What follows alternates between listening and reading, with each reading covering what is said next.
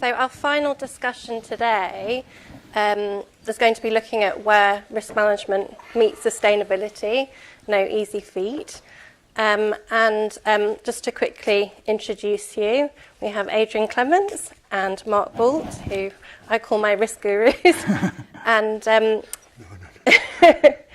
one of the things that we thought we'd kick off by looking at is the fact that obviously everybody in the room today is aware of how important these issues are, whether it's climate, physical risk, transition risk, and broader sustainability risk. But is it on the C-suite agenda? And Mark, you shared a really interesting survey, I think it was in Forbes, which found that in terms of priority for CEOs, sustainability is kind of languishing in 16th position, I think. Climate change. The rest of sustainability wasn't mentioned. Okay, climate change. So I guess the first question really is, why isn't it number one? Well, I think first of all, I'm not too sure about the whole of the Forbes survey, but it was interesting to see they had a number of questions, and they actually, if you looked at them all, there were things like the current sort of energy crisis, etc., inflation, which were towards the top of the list. And if you looked at the messages, what were on their agenda, it was the near-term issues that we are handling today. And as you went down the list, at number 16, was climate change risk.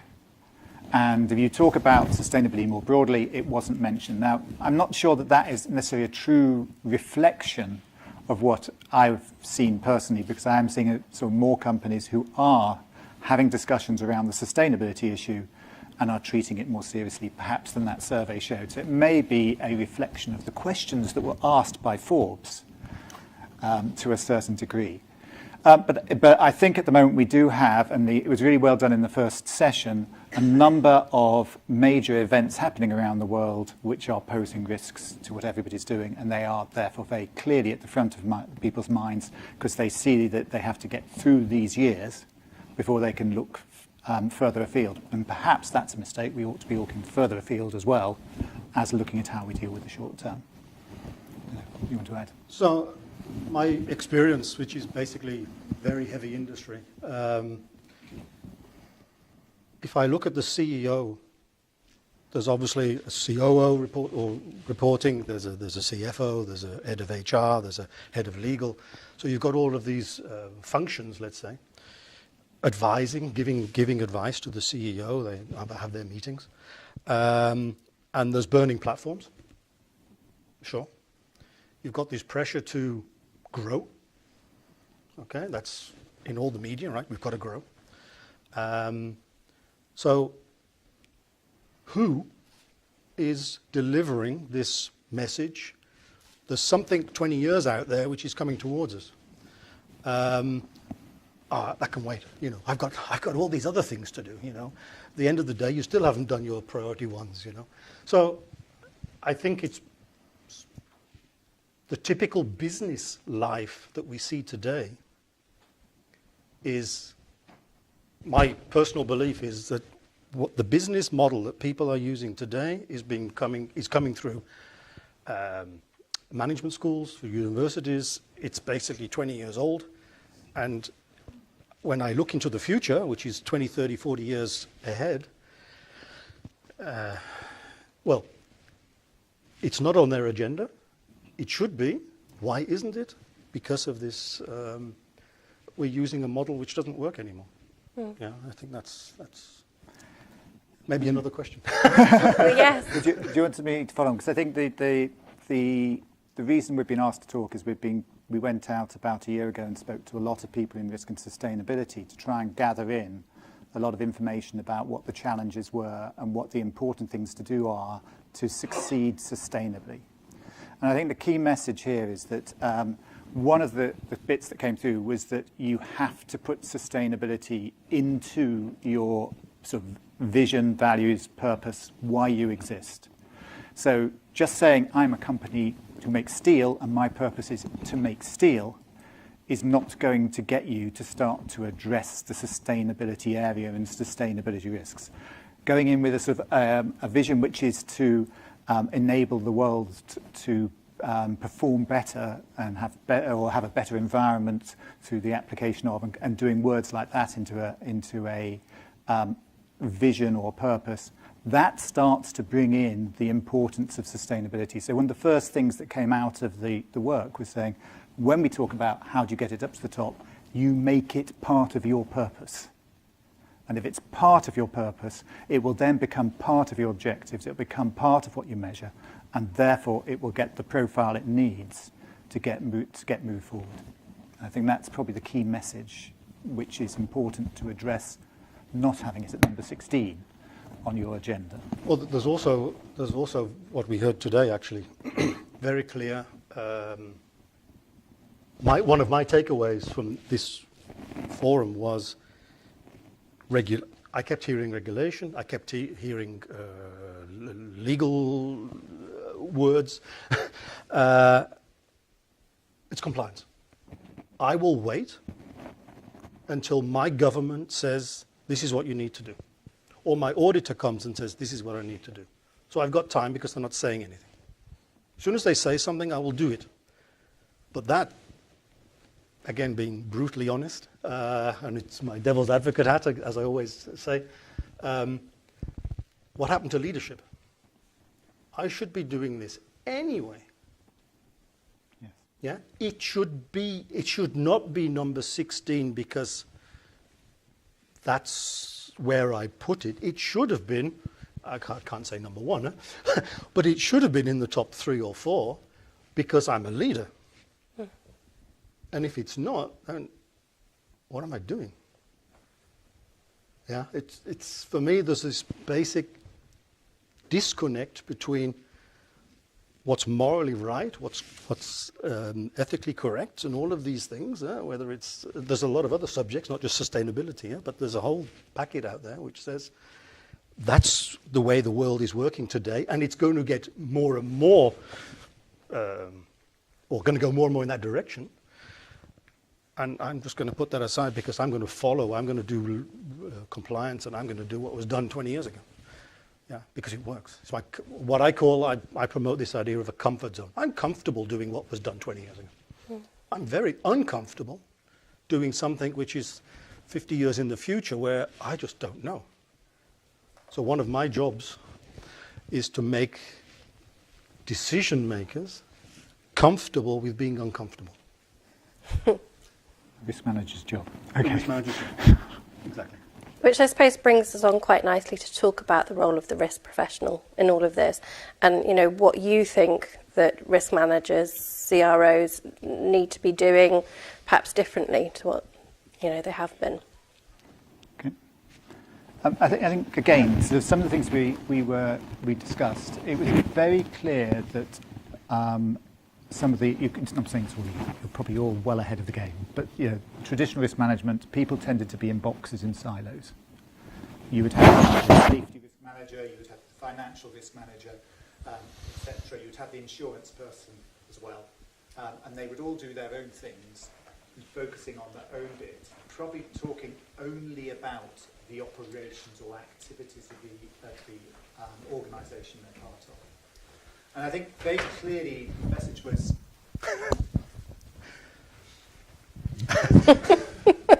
You're falling apart, Mark. Does it work this way, or do I need this one? It works. Okay, fine. Apologies for that.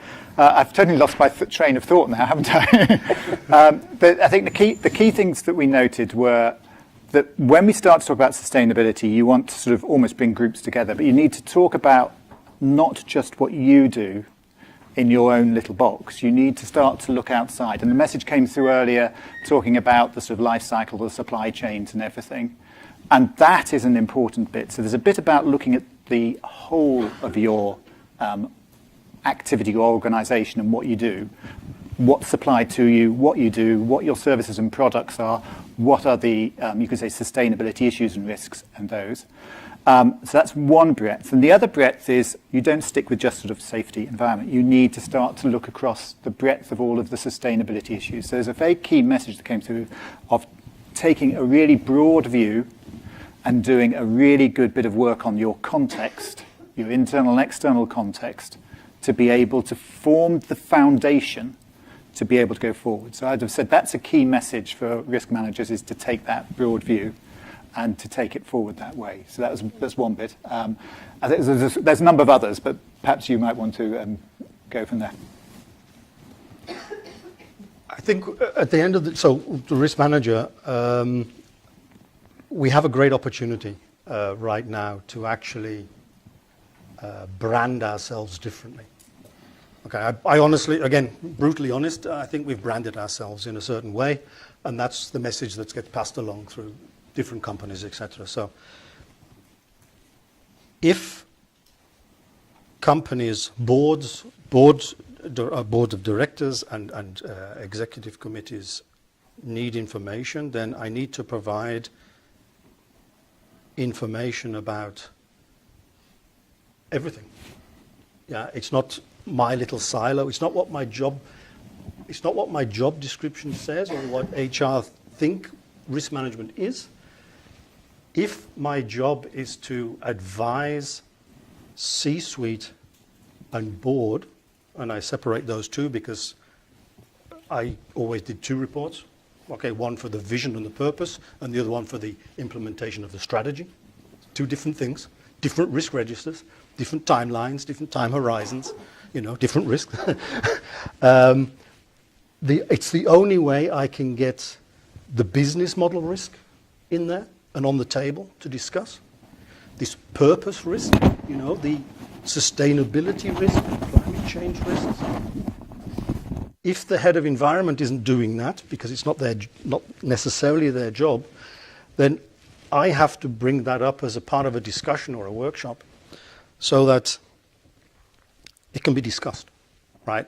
And then, again, one of the roles that I see the future risk manager giving or doing is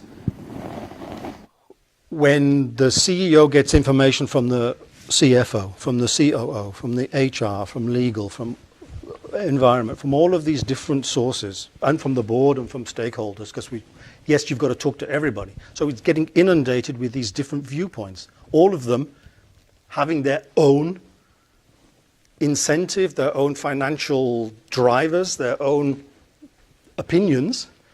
So the CEO's job is to balance that. And one of the words that we use quite regularly is this: it's a balance. Okay, it's a little bit more this today, but maybe tomorrow it's a little bit more the other way. And because it's a journey, okay, we're talking about net zero. I'll be honest with you, net zero is not the end of the journey. It's just one milestone in a much further journey. So if you focus too hard on net zero, you will miss the opportunities and the flexibility and the dynamics you need to reach zero. Okay, net zero is not the end.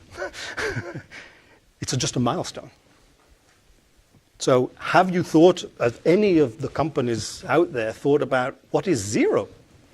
Because that's the goal. In fact, zero is not the goal. It's minus something, because we have to take it down, right? From the various graphs, we have to reduce it. So the final goal is minus whatever it is. Zero is a milestone. Net zero is a milestone. So I need to make the board of directors and the CEO and all of the executives aware of that journey. And I'm not sure we do it today.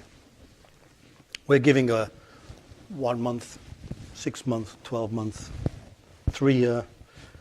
So Sarah, I think she's still here now. In the mining sector, we're looking at 10 to 20 years. Okay. When I talk to some companies, they say, what? That's impossible. We only do 3. It's impossible to see more than 10. Well, I'm sorry, but it's possible. Most of the mining segment do that. The airline segment is doing it, right? It's possible,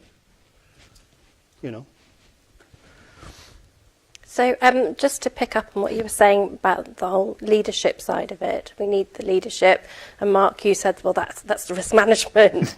Is this just an ongoing challenge that we kind of face in the risk community? It's an interesting question. Yeah, I think I can remember we did with the Innovation SIG a bit of work which did talk about what the future risk manager needs to look like. And a lot of that was to be more commercial and more better communicator. And there's a lot of things which actually link into the sort of things we're talking about now. It does mean the risk manager needs to be talking at the strategic level. One thing I do think is that when you talk about sustainability risk, you're talking about things at the strategic level. And the risk manager therefore needs to, I can argue, go straight through the risk process. Everybody knows how to do it. It's just the details that are different. And it is more important to take this more holistic view. I could argue that's done before. I could argue that people who are doing materiality assessments are doing the same things. I could argue that the people doing strategies for an organisation are going to do the same things, but you can bring all that information together and make it better in the whole lot. And that is where the risk manager needs to get into now and ask the questions at that level about the senior personnel. So you've got to get the risk manager up. If the risk manager is still sitting 4 levels down, they are not going to be in a position to do it. So you get them to the top, get them on the table, get them part of the team, which is looking at the way you're going to run your business, what it's going to be like in the future. And then you can start to ask the questions. And then it's important for them to make sure, right, are we looking at the correct picture? Are we looking holistically? Are we looking at, well, the world's got these risks happening. Are there opportunities where we can deliver new products or solutions that help others better manage sustainability so that they minimize, their emissions or whatever, or they handle things better in terms of water usage or whatever it is. So there are questions you should be asking at that level, which are opportunity type questions and, you could say, threat questions, asking about that in terms of the world and asking about that in terms of yourselves as your own operation. And you are part of an entity. I should say we were meant to be going through slides, and if you can click on the broad view, second slide, third button, fourth, that's fine. The whole point is that you are in the whole atmosphere, and if you just go to the next slide down, just the next one on, the point is that actually we are in the whole place. We will affect all these sustainability issues, but actually what we draw on as an input to what we do is going to be dependent on what's happening around us, and that's going to be all of these things as well.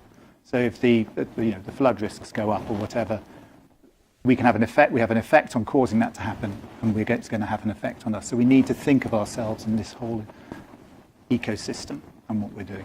Is what we were trying to get from that slide. I thought we just wanted to use one of our slides. I just realised we were talking without using. I'll pick a slide. But go for another question. Well, to be honest, it was mentioned earlier as well, I think. Sure, it's okay to talk to the boss, and we have to talk to the boss. But at the end of the day, we've got to do something. So in order to do something, what we are talking here are intangibles, okay? So there's two things which I believe the risk manager needs to do. One is I've got to change the behavior of the people. Behavior is a mindset, okay? And we all have our own little model. Yeah, the psychologists talk about that, and it's risk management. The psychological part of risk management is now quite a growing field. There's a lot of, there's one here in London, or a couple in London, that are doing that, where you have that picture in your head. It's the last 6 months, whatever, and your experience, okay, and knowledge, etc., and that filters a whole load of stuff out of your decision making. So one of the things that a lot of risk managers is missing, I believe, we have the hard skills, the Monte Carlos, the data analysis, the big data. Yes, fine. But on a Sunday morning, 3 o'clock in the morning, something has gone wrong. There's a massive fire, or whatever it is, there's a flood. That person in that country right now has to make a decision. How are they doing it? Why are they doing it? Are they doing it from a sustainability viewpoint, from a risk management viewpoint? Are they empowered to do it? I had an answer once. I'll call my boss. My boss was on vacation. It took him 3 days to respond. Resilient. Okay. Adaptive resilience. Well, I'm sorry, but you're just too late.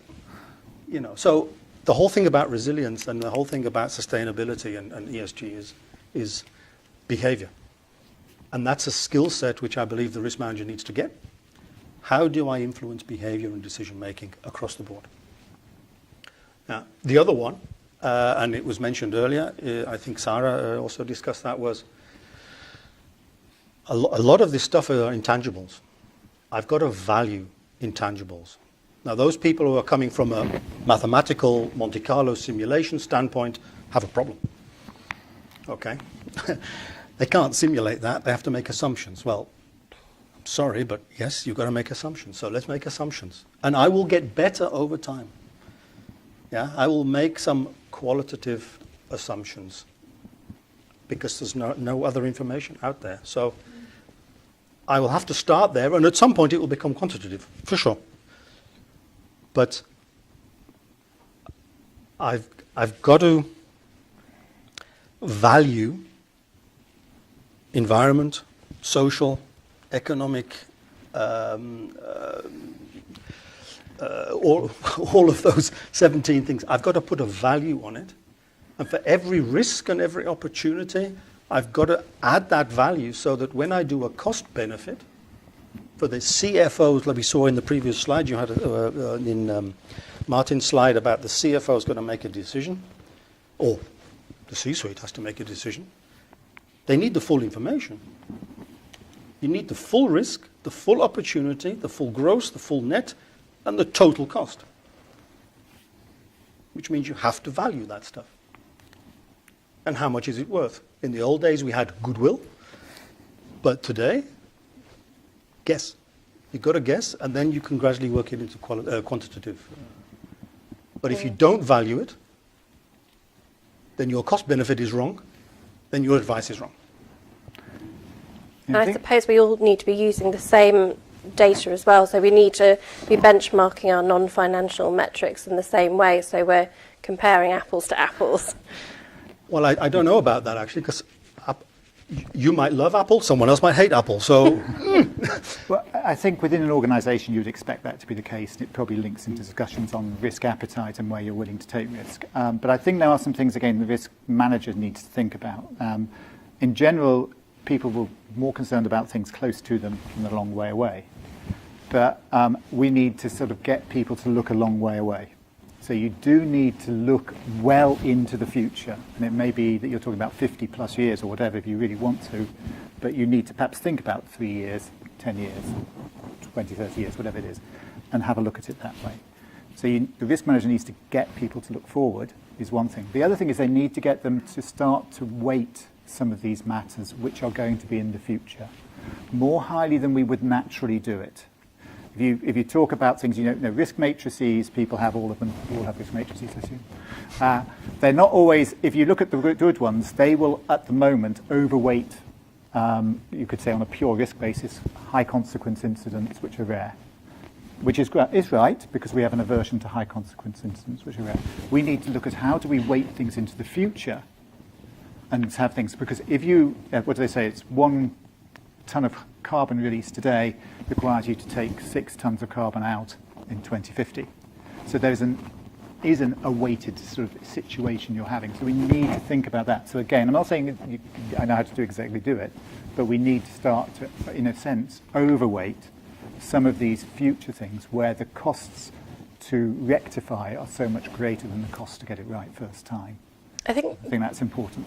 They call it the resilience dividend as well, isn't it? That kind of way of measuring the investment you make today in making, say, a property more resilient and what it might then save you in the future. Yeah, and it's not always easy because there's affordability at the beginning as well. So but that all goes in the equation. But personally, I would challenge if people really mean resilience or mean robustness. There is a difference, and a lot of companies think they call it resilience, but they mean they're robust. Yeah. And there's a difference. Could I, just before, can we show the Weight Watchers slide?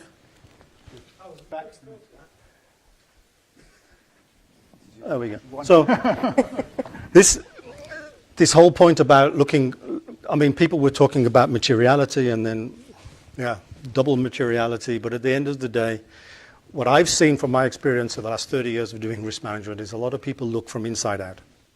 Okay, and this slide is showing that there's three layers. Okay, and Most people look at their first layer, which is, let's say, a plant, okay? And they look at the second layer, which is what I use the word enterprise risk management, okay? It's my enterprise. I'm looking from my enterprise outwards.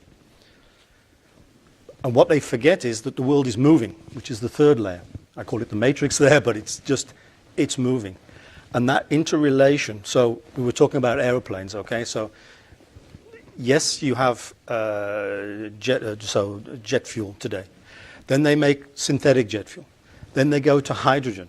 But then they will also go one step further than that. So part of it is a journey.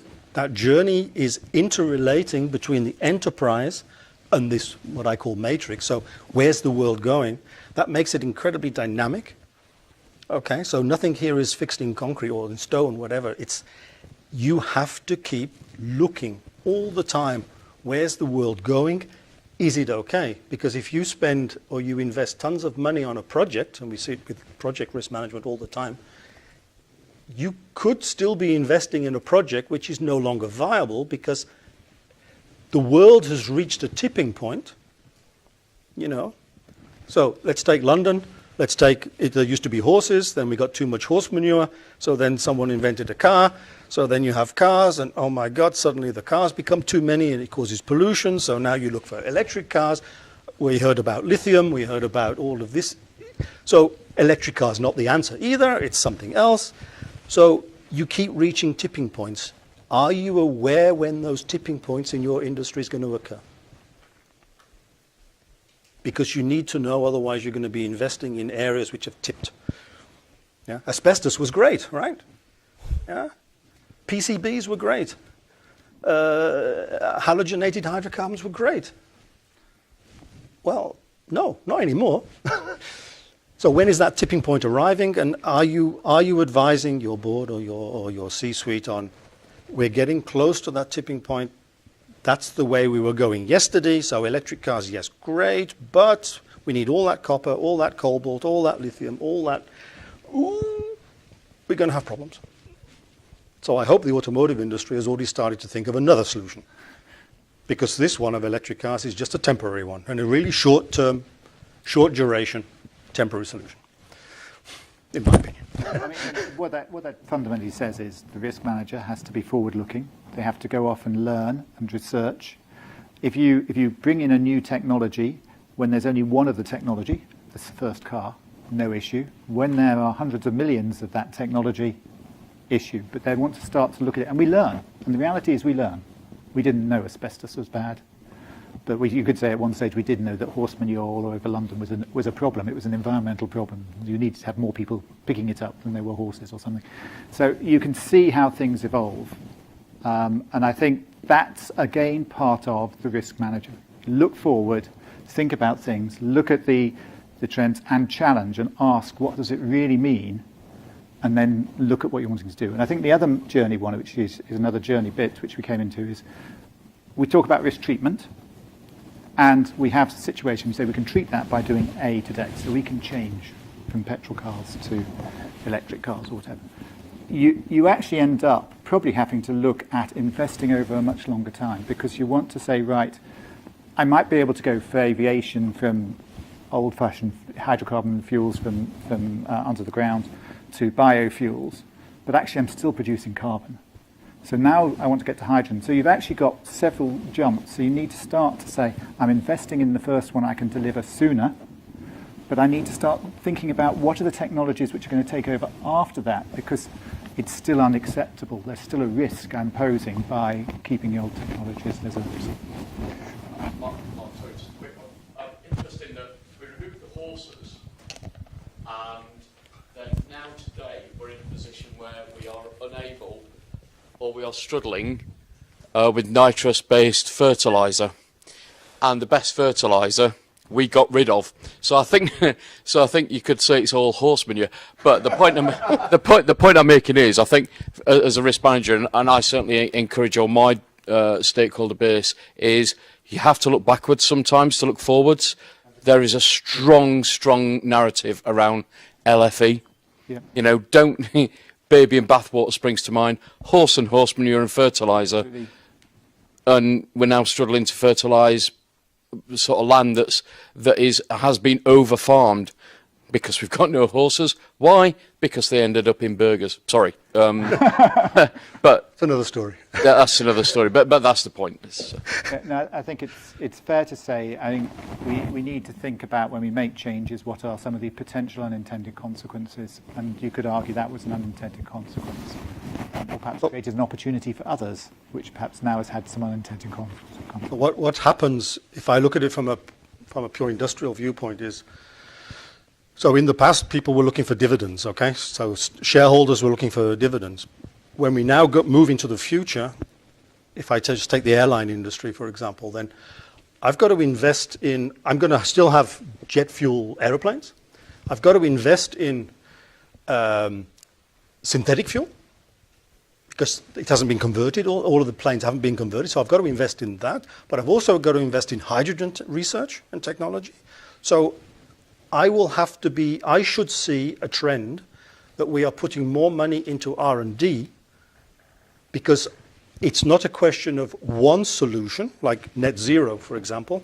I've got to also look at zero, which means I've got to invest in two areas. If I look at minus zero, or whatever it is, I've got to put more money into research and development of these technologies, which has consequences not only from a pure investment viewpoint, but it also means these are prototypes.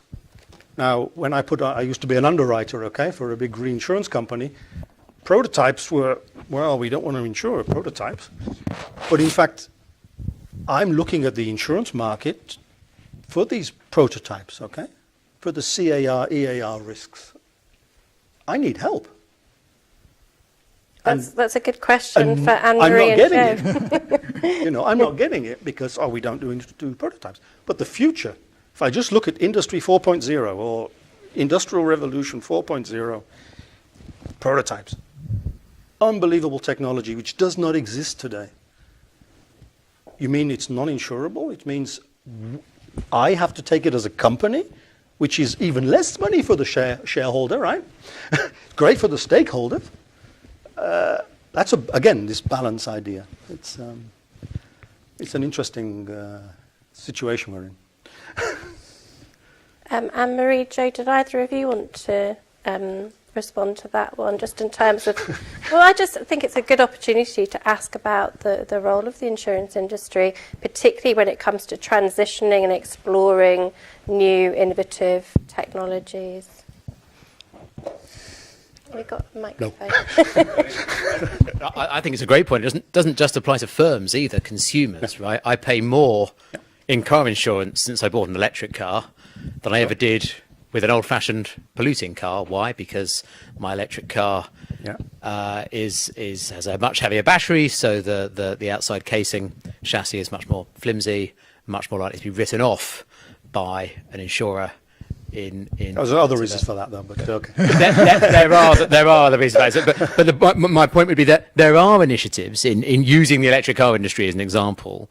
There are some general insurers that we are encouraging, subject of course to antitrust laws, to come together and meet round a table and discuss how to square that circle, right? And how to either offer cover for prototypes in areas they wouldn't normally as part of a commitment to sustainability, or to think about how they can invest in repair facilities for flimsy electric car chassis to avoid writing as many off and thereby bring down premiums. Basic pooling risk in areas that aid sustainability where insurers haven't traditionally trodden. It's not only insurers. If you just look at what from COP27 came out, was that first of all, the governments couldn't generate the money which was needed. And then those that did have the money didn't give it out to the industry to do something with it, which, well, there's something terribly wrong. It was there to create innovation, to do exactly what we're talking about, but it seems like profit of those companies is number one rather than sustainability, which I don't say sustainability is number one, but there has to be. There's a bigger picture out there, which is what that's showing. Basically, the The very top one is this bigger picture. This is the core purpose of a company. This is what we're measuring against. And we heard it today from NASA, civilization. You know, and I basically changed my policy wording of being a risk manager. It's not to help a company achieve its objectives. It's to help civilization reach its objective. Okay, so as soon as you change the word company to civilization, you automatically encompass all of the sustainability stuff. Yeah? It's no longer the company, it's bigger than the company. I suppose that's the whole sort of shift in thinking towards stakeholder capitalism, or whatever you want to call it. Yep. We've got 5 more minutes, so did anybody have any questions that they wanted to put to our panellists? Yours, it's difficult. Hi. I'd like to do It's really fascinating. It's almost impossible not to intervene and ask questions. So I just want to mention, so we talk a lot about risk, and obviously this is why we are here, prevention. But I keep thinking that a narrative that we haven't brought yet, it's about slowing down. So to the risk environment, I think this is part of what we should be advising as well. It's not always creating a medicine to a new problem, because that medicine will bring and will create a new problem. This is like paracetamol and ibuprofen as well. Sometimes it's just covering the problem, but it's not really tackling the problem. Electric cars is exactly what you were saying earlier. It's a solution, but that comes as well with another problem, which is lithium. For how long we are going to have lithium available, but also the issues that lithium creates to the environment and to the people who deals with it as well. So my question is, I know it's a bit utopic, but I would like anyways an answer, if you have an answer. How about, rather than creating and suggesting that we build electric cars, which is, it's a luxury and it's very comfortable, families can travel from one point to another, but how about we think more of train options, for example, right? And I was just imagining in my brain, just was going really crazy and creative, several trains, I don't know, several small trains, something where people can be more collective rather than individual as well. I think, again, I'm going to look at the risk manager's role in this. And I think where you've picked up a point, we've sometimes got to ask the right question and we sometimes ask the wrong question. So is it about making a better car? Or is it actually about being able to get people from A to B in a very convenient, fast time? And in a way, that's where you could argue thinking about the vision and the purpose of an organisation is worth thinking about. What is it really about? Is my goal to get as many cars out of the factory, or is my goal to help as many people as possible move from A to B in the best way possible when they want to move? And in which case, your solutions start to change. So I do think there's a role for the risk manager to start to think about, are we asking the right questions? And to start to invert questions and ask them in a different way to try and get people to think differently. It's a bit like, I've always made stuff using plastics which I've got from the factory down the road. Therefore, I have to justify to my boss if I want to use recycled plastic. No, the questions should, invert the question. Sometimes think of things back to front and recheck and say, actually, how do I justify buying it from down the road when I know I can get recycled plastic? And should I be using it? So I think there's some things where the risk manager needs to really think about the questions that are being asked and to start to bring in some really challenging questions to make people think differently. If I may, please do. Just add. So a friend of mine is a buyer, okay, and they buy for a very large toy company. And I asked the question last week in a pub.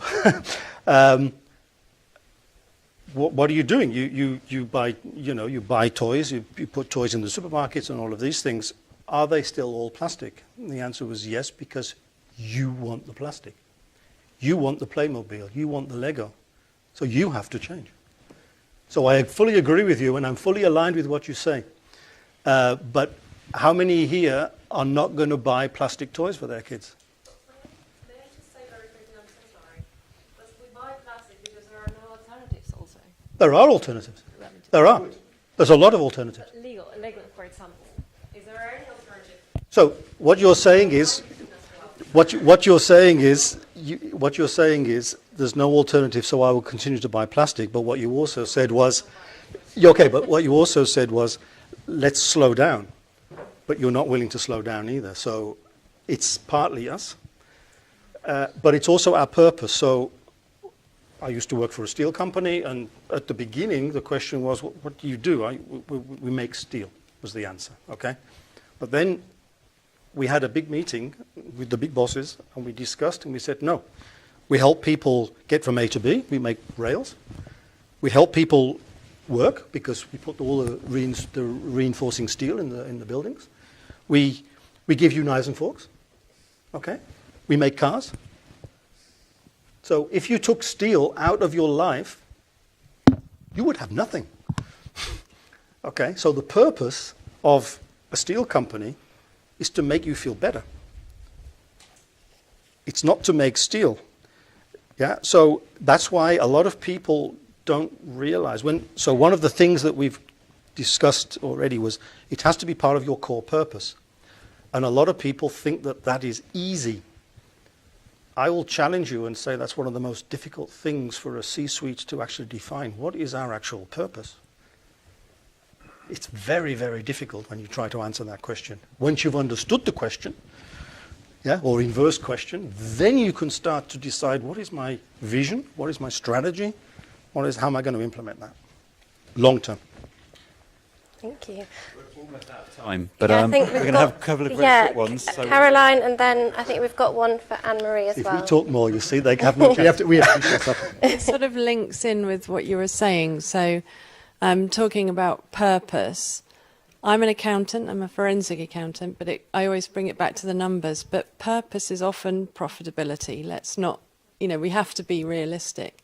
And I was involved in a government project back in 2015, and it was inviting companies in to look at their sparkle. I know that's what was used earlier. Think about, okay, the core business, not a sideline, but core business. What's the purpose of the business, and how can sustainability be brought in to make the business profitable? And it was there were some really good presentations. And the objectives can be aligned. So, in terms of what's good for the environment can also be good for business, from supermarkets reducing waste to equipment manufacturers offering equivalent warranties to recycled equipment than to new. So all of this made business sense. And I know that you were talking about purpose and getting climate change into the purpose of the company, but we do have to be realistic about the profitability. And I know we were talking earlier about I do the let's pretend exercise, so that I know you were talking about quantifying climate change, but it's looking at let's pretend you have a loss, quantify what that is, so that it's information for people to make decisions on investment, on resilience, but also on insurance. But it's also it's not just quantifying what can go wrong, but trying to quantify what can go right. So looking at the positive profit part. What I would say is that sustainability from an organisation's point of view will include being here tomorrow, which means it includes the financial sustainability. So that's the first point. What I think is the message also has to be, it was the long-term view. So I might be able to make mega bucks today out of oil and gas, but I won't be in business necessarily in 50 years' time.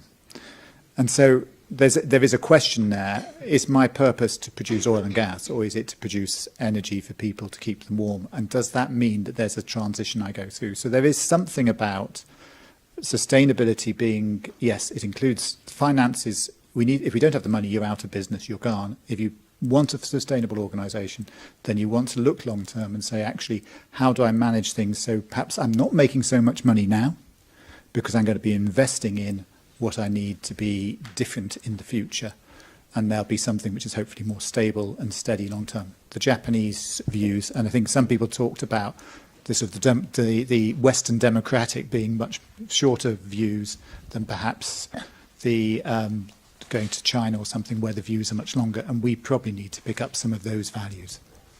Does that make sense? I'd agree with you. There is sustainability in finance. The street is changing in terms of, the investors and requirements, but at the moment it's very short-term profitability. But we can work on the short term as well as the long term. To keep the long term. Can we get the last slide with the takeaways, please? Anne-Marie, yeah. So there's, if I may, well, okay. Go on. No, I just want to mention before the next question, if I may.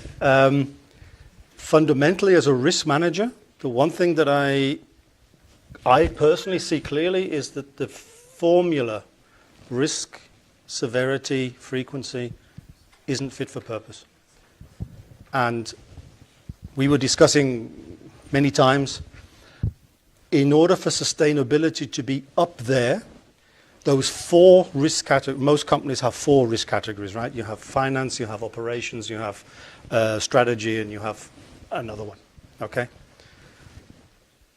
So if finance is up there, that's where there's a bias, there's an overweighting towards finance. In order to create a level playing field, I honestly believe, and we can argue forever, a couple more categories. I don't know what they are, okay? I would make a suggestion and say maybe sustainability should be one, okay?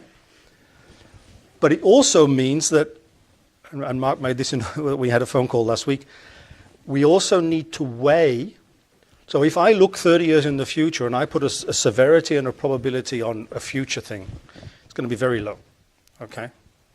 Now, in 30 years' time, what is the risk, the severity today of that CO2 risk in 30 years' time?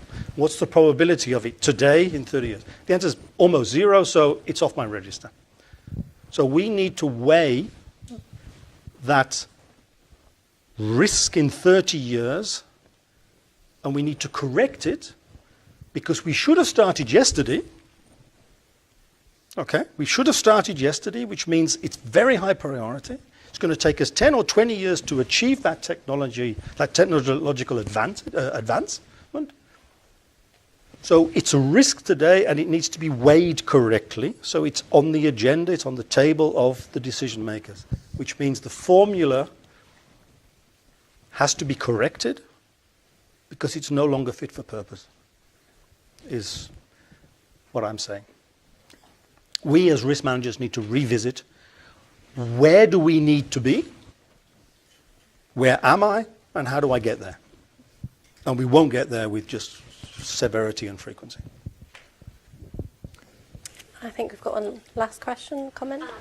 I rather wanted to answer on your question, actually.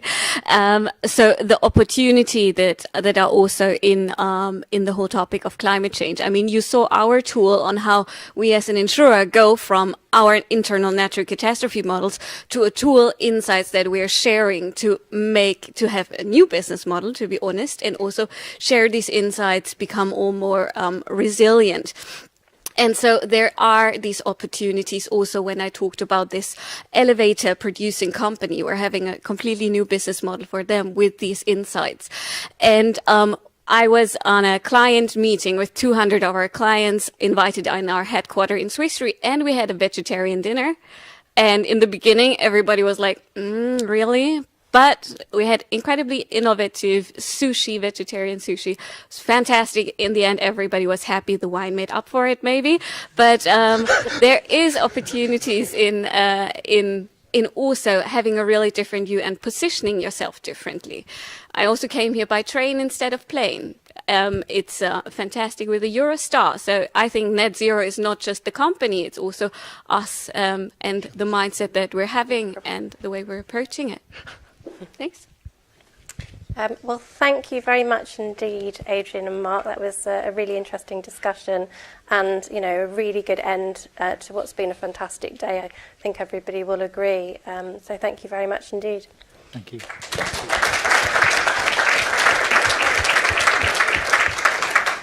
Thank you, Helen and the guys. That brings us to the end of this Climate Change and ESG Forum. I hope you enjoyed the day.